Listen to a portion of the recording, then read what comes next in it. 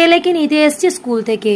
ও পড়ে বোলপুর হাই স্কুলে ক্লাস 5-এ। ওর অনেক দিনের একটা ইচ্ছে ছিল, যদি ওর বাবার ভয়ে সেটা পূরণ হচ্ছিল না, কিন্তু এক দিদি ইচ্ছার জন্য সেটা পূরণ হলো, কারণ এটা তাদের বাড়িতে ছিল, আমাকে সে গিফট করে গেছে। দিদিকে তার জন্য অনেক অনেক থ্যাংক ইউ। এটা ছিল ছেলের কাছে বিশাল বড় সারপ্রাইজ। তোর জন্য একটা সারপ্রাইজ আছে।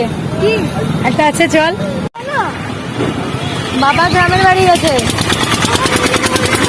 বাবা কি করে নিয়ে? বাবা তো 9টার আগে গেছে। এই গ্রামের বাড়িতে কাজ নেই, বস্তাগুলো সরাতে হবে, ঘর মুছতে হবে। সারপ্রাইজ আছে, সারপ্রাইজ আছে নাকি? সারপ্রাইজ তো আছে, সারপ্রাইজ সবার জন্যই সারপ্রাইজ আছে। বাবাকে দেখালাম, এবার তোকে দেখাবো আর তোমাদেরকেও। কিছু বলবি সারপ্রাইজ সম্পর্কে? আইডিয়া করতে, গেস করতে কি হতে পারে? পেন রুল হবে। হ্যাঁ, পেন রুল হবে। Pen rule? আর না, পেন রুল জ্যামিতি বক্স, জ্যামিতি বক্স আছে না? রং বক্স আছে না? আর কি আর কি আর কি? জীবন্ত, জীবন্ত মাছ না? খরগোশ। খরগোশ ধরে ফেলেছে। খরগোশ কিনিনি কিন্তু, আলির মা দিয়ে গেল।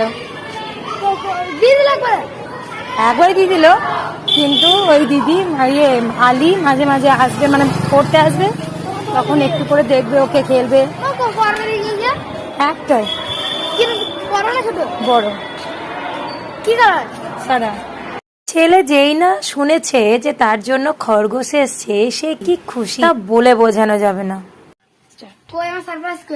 সারপ্রাইজ আছে, খোঁজ কোথায় আছে? খোঁজ এইটা দেখো, দেখ কি আছে।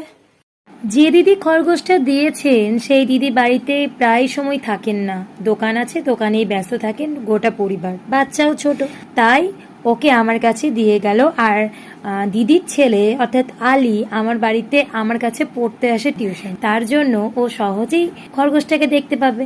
আর দোকানে দেয়নি এই কারণে, দোকানে দিয়ে দিলে হয়তো অন্য কোনো কাস্টমার পেয়ে গেলে এই খরগোশটাকে বিক্রি করে দেবে, সেটা আলী আর ছুতেও পাবে না, দেখতেও পাবে না, সেই ভয়ে আমার কাছে দিয়ে গেল। আর আমার বাড়িতে একটা কুকুর আছে আর কিছু অ্যাকোরিয়ামে মাছও আছে, তাই আমাদের শখটা তারা জানে। এখন তোমরাই বলো এই খরগোশটার নাম কি রাখা যায়? কমেন্টে অবশ্যই নামটা জানিও।